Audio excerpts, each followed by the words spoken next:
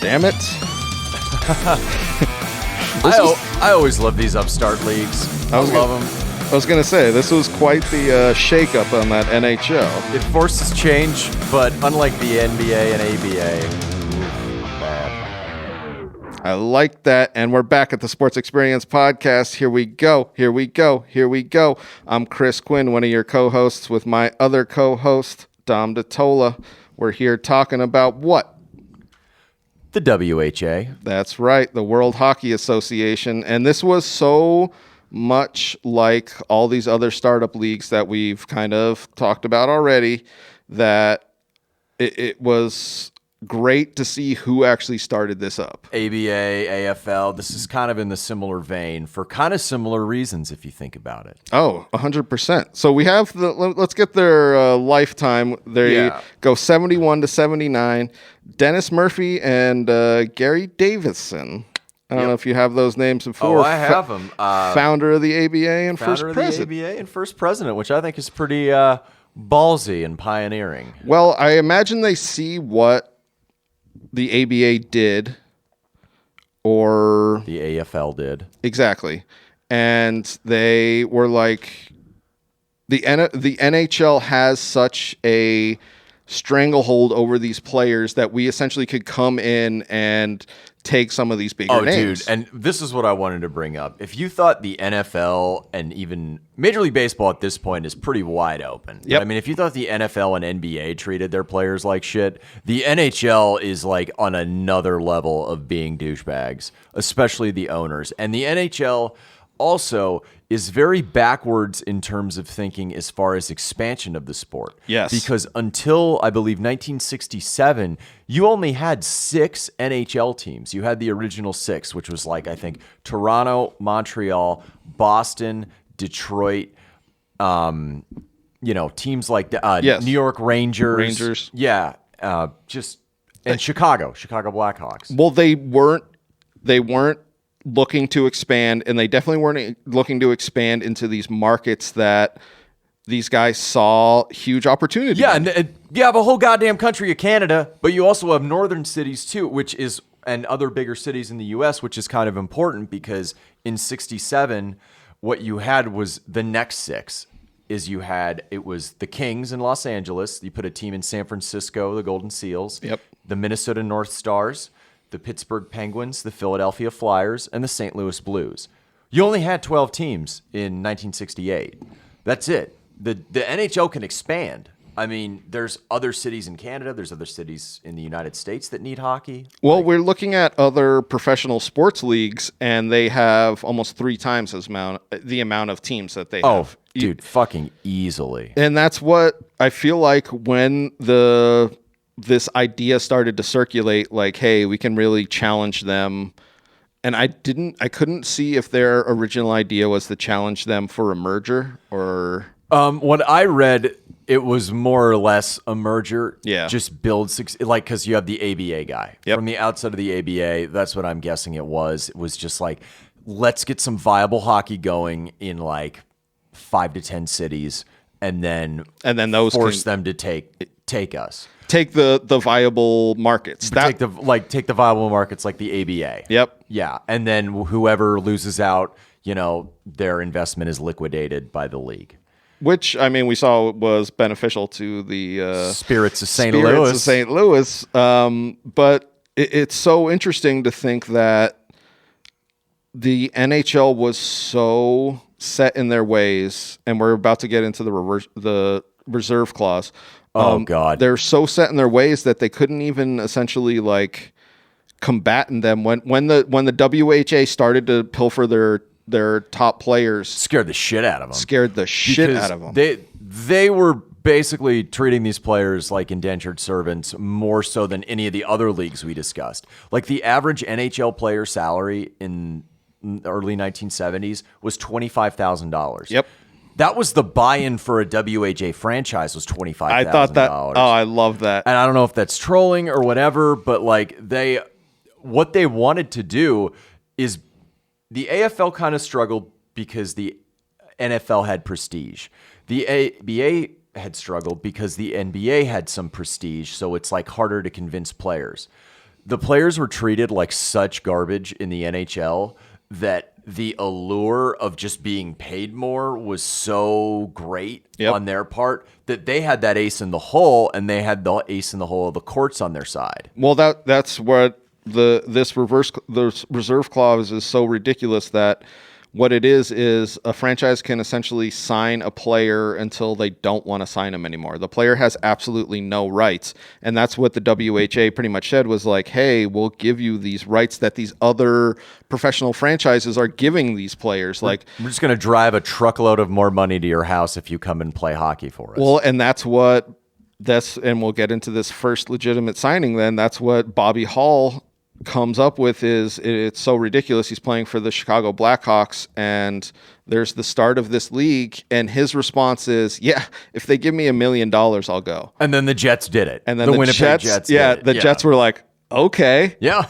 That's what you want. They gave him $1 million signing bonus, and then I think they gave him 1.7 over 5 years. Yeah. Which, if you're Bobby Hall at that point, you're making more than $25,000, not a lot more. And they're like, yeah, we'll give you $1 million. Just come and be a face of our franchise. For the love of God, we need fans in the stands. And this is what I feel like it's like the Reggie White kind of thing. Mm-hmm. Okay, so Bobby Hall signs with the Jets, and then 67 players from the NHL follow him. Bernie Parent, Gary Cheevers, J.C. Tremblay, and then you get 45-year-old Gordie Howe and his kids, Mark and Marty. Okay, so that is my favorite story from this whole thing. Yeah. So Gordie Howe played 20 years for the Red Wings. Yeah. Retired. And then I think he retired in 71. Something like that, yeah. And then in 73, the Houston Arrows. Yeah. I was going to say they spell it awesome. Yes, they do. Like aerospace. NASA. Exactly. The Houston Arrows come in and they're like, hey, man, if you want to come back and play hockey with your kids, we'll let you play. We'll give you money. Just come. People will be interested in hockey. And he said, this was what I love about Gordie was, he said it was the most fun he had playing hockey his entire life. And then Marty said he was like the first 2 weeks out on the ice, a puck would get, put into the boards. I would go in and get the puck. An opposing player would come up and check me.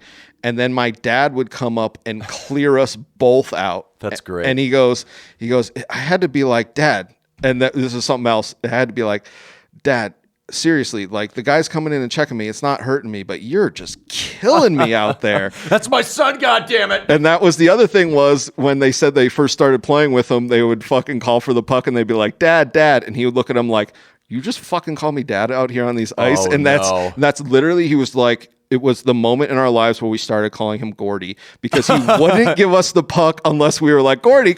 Oh God. It's one of my favorite stories from this because they go on and they play for the New England Whalers as a family, which I fucking love. Yeah. Ken Griffey Jr. only had one son who played. Gordie Howe's got two. Yep. And they all just skated together. I mean, Gordie with no helmet, just dominating. Speaking of pucks, I like the experiment that they tried. Kind of like how the ABA and AFL had different balls. They tried a light blue puck. All right, now I got a story on that one. You got the Philadelphia story? Yeah, go ahead, dude. No. I want to hear you. No, I want to hear you do it. All right. So Philly has the team. I forget what they're called. The Blazers. Thank you. It's so hard to look through all my stupid notes and be like, there it is, Philadelphia Blazers. I think it was their opening night. Yeah. Guy on a Zamboni. Turns out he had never drove a Zamboni a day in his life and cuts a giant, essentially just like line into their ice. They get the Zamboni out and they're like, okay, we can't have hockey here tonight. Yeah. Like they pretty much ruined the entire rink for hockey that night.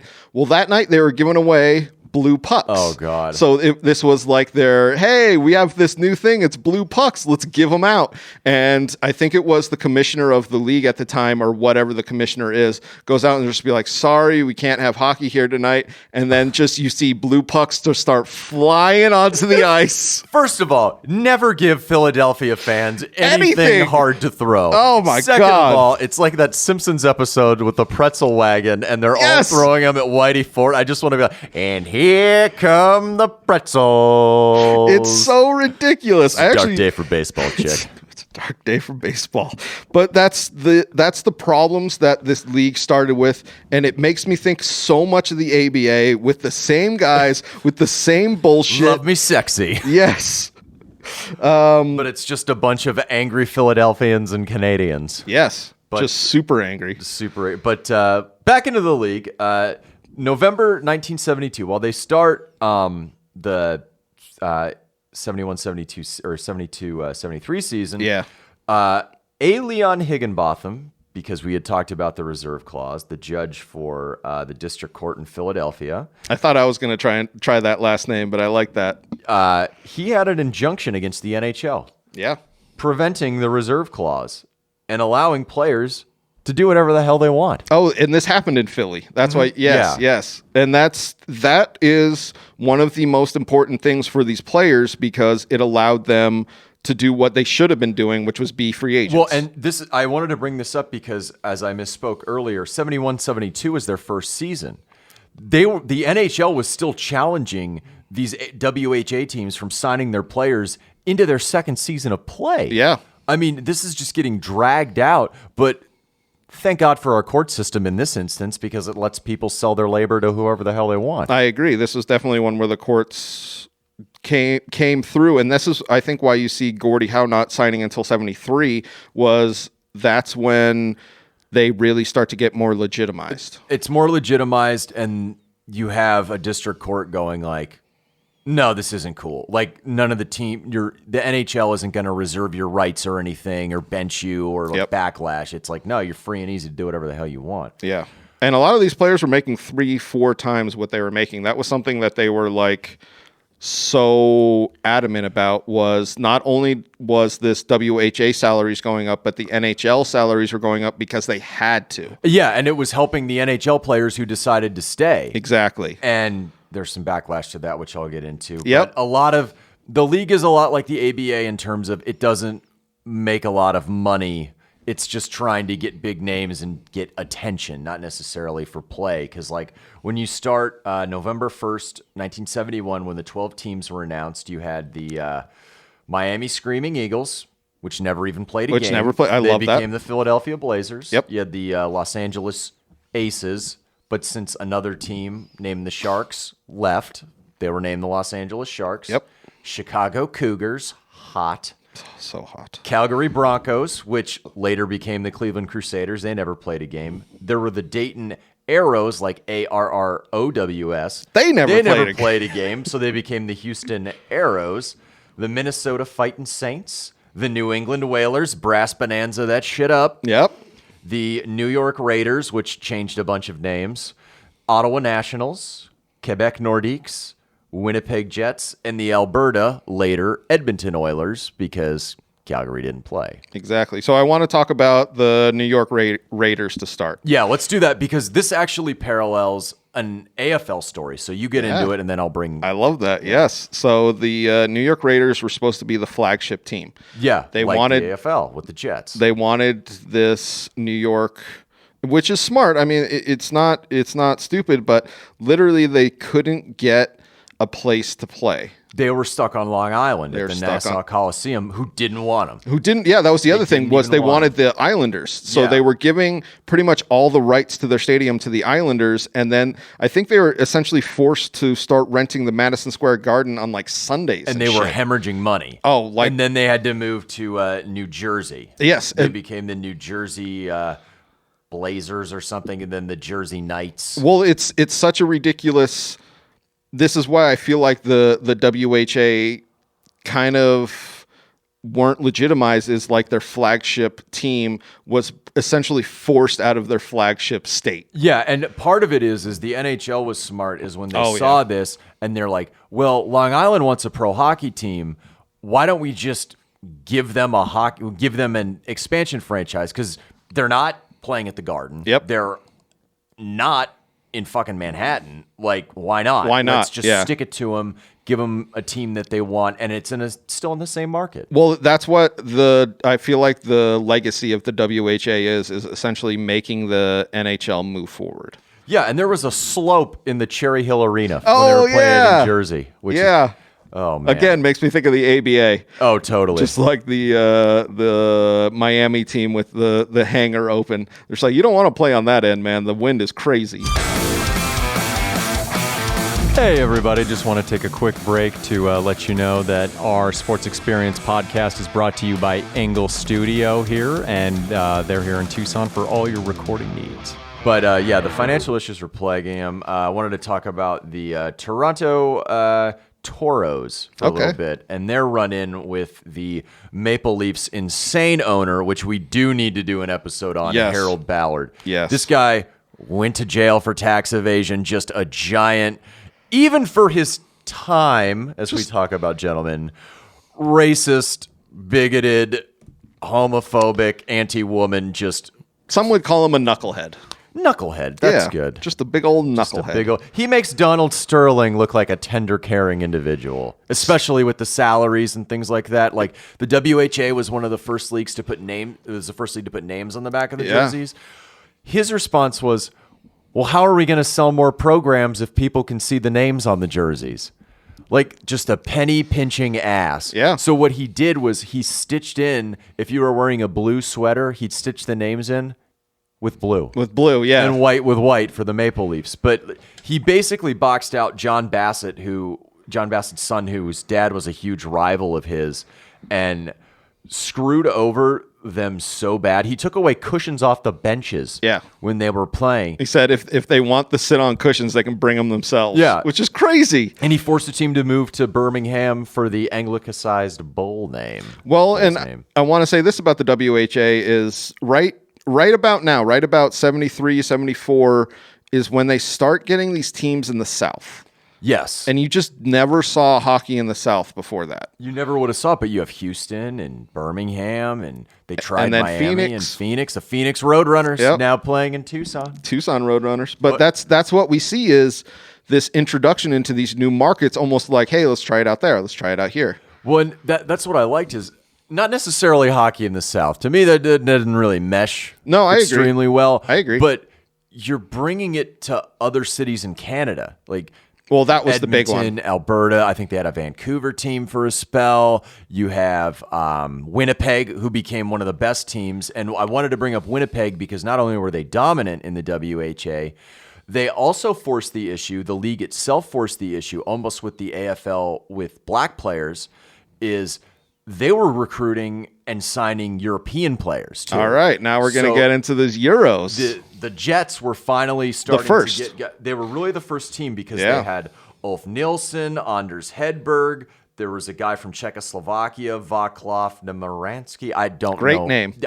Sorry for butchering it, but like they were really the first league with European stars playing in the NHL. Well, I want to bring this up because in 72, the Canadian national team was supposed to play the Soviet Union national team. Summit Series. Summit Series. And I believe Gordie Howe was told that he couldn't. It was Bobby Hull. Bobby Hull, yeah. It was Bobby Hull was told he couldn't play because he had signed with the WHA and he wasn't They didn't allow any WHA players. They blackballed him. And then in 74, the WHA invited all these international teams to come and play. Yeah. And I feel like they essentially had these Summit Series against I think it was Sweden, Soviet Union, and somebody else. But this was this introduction of like, hey, these guys could come here and play easily, because this is what I heard from the 70, I guess 2 to like 5 was the talent pool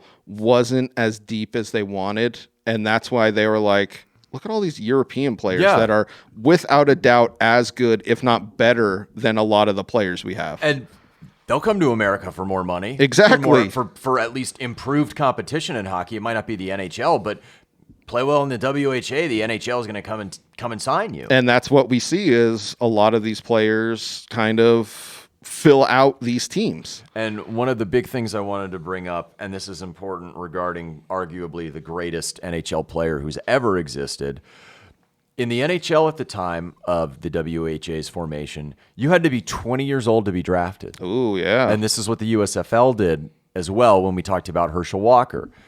As far as eligibility, a year before or whatever, the WHA said if you're 18, You can come play for us. We'll draft you. We'll All draft right. you out of juniors. Now let me tweak this and see if you get hard. Do you know who first proposed that? Who? I think her name is Colleen Howe. So it Is was that Gordie Howe's wife? Yep. So And her she sons goes- could play with the dad? And she goes, "Why aren't you guys just signing them right out of high school?" And they're like, "What do you mean? There's an NHL rule against signing anybody under 20." And she goes, "Yeah, You're not the NHL. You don't have that rule." And literally they were like, "God damn, she's a genius." Like it literally changed everything. And you're right, so that they could sign his sons. And then this opened the floodgates because NHL was just like, oh shit, they're going to not only take our current players, they're going in for our youth players. And they have the separate drafts. They don't have a common draft yet. So it's just like, it's Wild Wild West. But there are so many players the NHL can't draft. Yes. That you're just like, hey, come and play for us for a few years and then maybe go to the NHL. Exactly. For professional money, like you're making comparable money to the NHL. So one of these players, I did want to bring up this story before we get into kind of how the season's played out. A guy named, I don't know if you've heard of him, Wayne Gretzky. No. No. Hockey player or basketball? I think he was a hockey player. All right. He was pretty good. Pretty good. War number one. Number one, yeah. Yeah. War number one, yeah. War number one on the jersey. He was 17 when he joined the Indianapolis Racers, a franchise that was losing $40,000 a month. Yep. Played in only 5 games, but he was there. The WHA was like the or AFL in a way, to where they would want their best players to kind of pick and choose where they'd want to go. And They'd collude. They would collude. Yeah, which this is what we see upstart leagues do, which I hate to say is correct, because you don't want Gretzky to just kind of get lost in between the cracks. So the Racers have to get rid of him, and it comes down to 2 teams: the always dominant Jets or the Oilers, who are building a young core of players, almost like Birmingham with their Baby Bulls era towards the end of the WHA. Okay. So they're on a plane where the owner of the Jets said if he had won, I believe it was a backgammon game on the plane. Oh, yeah. Okay. So the Oilers owner said, if you beat me in backgammon, we'll give you Gretzky. If I beat you in backgammon, I get Gretzky and ownership stake in your team. Which is fucking crazy. Which is just wheeling and dealing. Yep. But what ends up happening is Gretzky goes to the Oilers, and he goes while they're changing ownership, and their owner, to protect him from the NHL, signs him to a 20-year contract. Yeah. Obviously, he doesn't play 20 years for the Oilers, but that was basically to ensure that he has his best player forever. Yeah. So that's just the crazy wheelings and dealings of it. And it's so smart to think of these teams that end up going to the NHL is they were like, well, we really need to try and hold our best players, because this is when the merger started to kind of, to be honest, it was either merger or folding. It really was. It was just like, we have some good NHL caliber teams here, but we have some teams like the Racers that are just like Dead know, wood. And there was a talk about how one of the Denver teams relocated to Ottawa. Oh, this is my favorite. Mid-flight, and they get there and they're playing O Canada, and they're like, "Oh my God, what the fuck just happened?" And here? that's what they realized. They're like, "Oh, I guess this is going to change." It's just a shell game like the old ABA. But I mean, you had NHL Hall of Famers playing in this league, either as veterans or up and comers like Wayne Gretzky and Mark Messier. But you had guys like Bobby Hull, Mike Gartner, Gary Cheevers. Actual viable talent. Yes. In this league.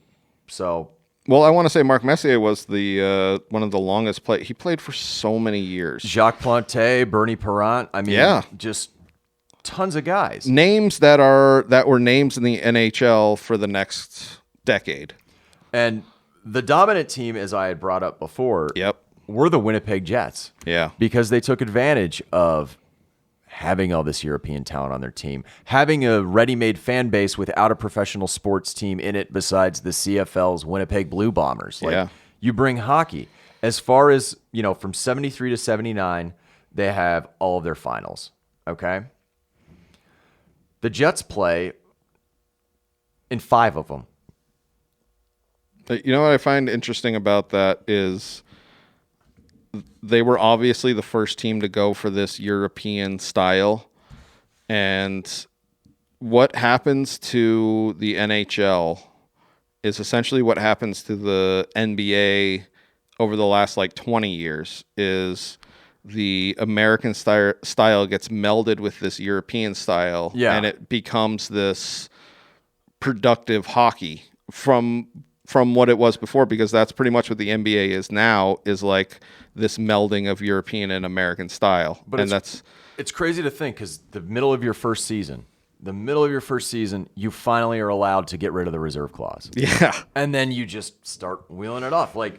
Of the 5 finals they played in, the Jets won 3 of them. Yep. 73 New England won. Yep. They were a big thorn in the side, and I'll bring this up at the end of the episode. The Bruins hated the idea of having to share the New England market with somebody else. And that's why they ended up moving once they were allowed in, and then moved again. Talk about the shady. Well, they ended up renaming because they were the New England Whalers. They won the first one. Then the Houston Aeros won the next 2 in a row. Then the Jets. Then the Nords. Then 2 Jets ones to close out the league. Yeah. Actually, I want to bring up that first one when the Whalers won. They actually didn't have their trophy made, and they had to go around with their divisional trophy. The Avco World Trophy Yeah. for the financial banking institution. They donated $500,000 to get their name on that trophy. Well, then you just kind of see that it was kind of just a patched together league, But by the end, 78-79 is when you really start seeing a merger. Well, like I said, merger or folding, because they're down to 8 teams. They're down to 8. The Racers end up just bailing 25 games into the season. Yep. The NHL didn't give a shit. That's why Gretzky signed that 20-year contract. And the reason he did that is he would be subject to the regular draft. Yeah. And he would have been drafted by the Colorado Rockies, later the New Jersey Devils. And he's like, no, thank you. Yep. No, I mean, I'm not going to that shit show of an organization. But what ended up happening was the 6 teams in the league that were left. I was going to say two teams folded right at the end of the. Yeah. Right at the end was the who was it? The Oilers, the Jets, the Whalers, and the Nordiques, along with the Cincinnati Stingers and Birmingham Bulls. Okay. And the Bulls and the Stingers were almost like the Kentucky Colonels of this league, as far as the NHL said, look, we're not going to take you. Here's a $1.5 million buyout. That's as good as you're going to get. That's as good as you're going to get. Yeah. And in June 1979, the league folded, and this wasn't a merger, but it's not a merger like we talked AFL and NFL, where you get to keep your roster. Yep. And it's not. I always thought the ABA got screwed over, having to pay to get into the league, and basically being shit on by the NBA teams. But this I feel is like even worse. Yeah, this is like the worst case scenario for a merger, because what the NHL does is they don't just say, hey, come aboard, join us. They enact these rules that are so punitive and so mean, to where any players on your rosters that our team have draft rights to, who have drafted and yet signed in your league, they have the option of bringing them in. That decimated Winnipeg, taking away 2 of their best European players. And a lot of youth players throughout the league. Exactly. Yes. Second, you're entering the league not as franchises, but as expansion teams. Yep. All you're allowed to do on your roster is keep 2 goalies and 2 skaters. And we talked about how stupid that was. It's so stupid. Luckily for Edmonton, they kept Wayne Gretzky. Exactly. But, famous hockey player. But what ends up happening is they were subject to an expansion draft.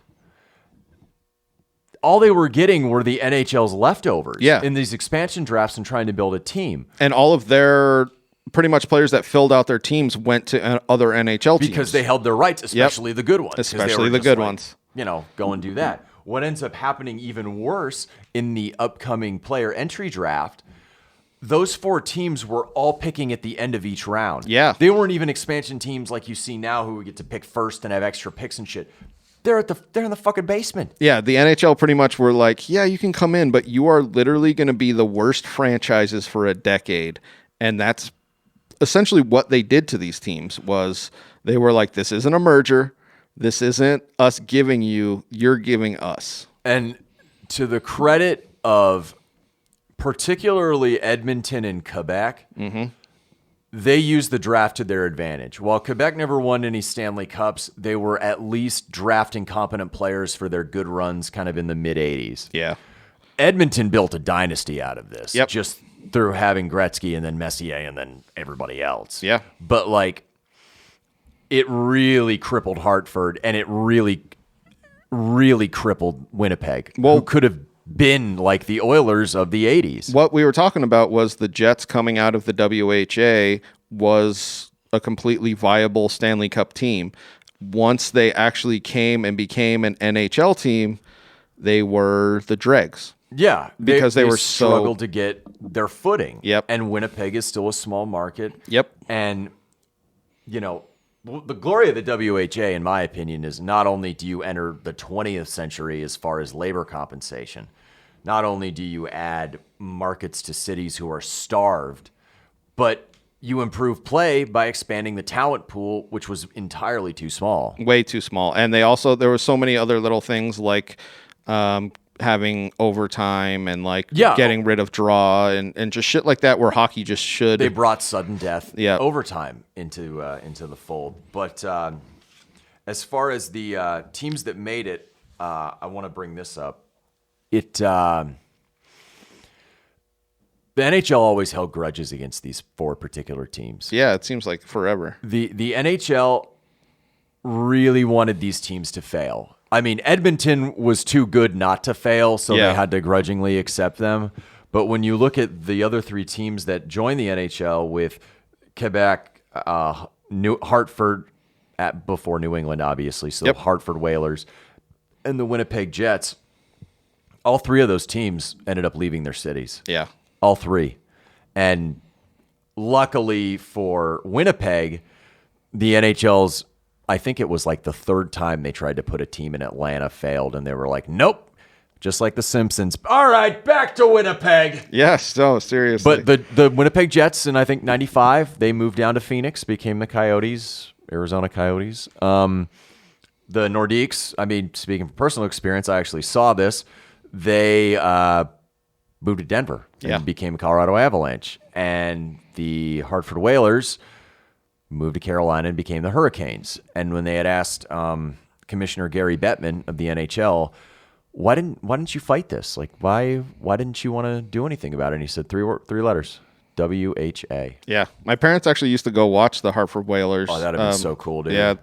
I was born in Hartford and they used to watch games in that era. So they were Whalers fans, and then they moved to Carolina and were just like, no, we're not fans of that. It makes me sick when I see the Hurricanes do Hartford Whalers night with the throwbacks. It's like, no, you keep that there and wait for it to come back. One last thing, because we're talking about all this legacy the WHA has, and I think the one thing that stands above everything else is the movie Slapshot with the Hanson brothers. Hanson brothers and Paul Newman. Yep. And this is what I love from WHA was it was a rough and tumble league. It was well, it's either young kids, journeymen, or old guys looking for extra paychecks and paydays. Exactly. Yeah. And they said that they got the idea of these Hanson brothers because there were actually a couple of guys who were the Hanson brothers, and they used to skate around with their glasses taped up. And they were taped up because they used to get into so many fights that their glasses would just get smashed into their nose, so they would just pre-tape them.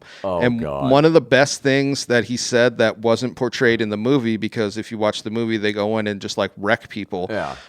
In real life, they would get in fights and they never won. That was one of my favorite things. It was just like they would fight everybody, and I don't think I remember them winning one fight. So they're like Happy Gilmore, basically? Yes, exactly.